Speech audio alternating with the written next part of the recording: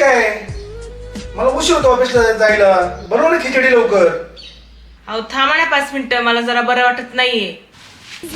रोज आपल्याला सकाळ संध्याकाळ वेळेवर जेवण भेटावं म्हणून आपल्यासाठी राबराव राबणारी एक दिवस आपण बनवलं तर काय झालं, असेच चटके बसत असं ना तिच्या हाताला सुद्धा रोज जेवण बनवताना. मग आज एक दिवस चटका आपल्या हाताला.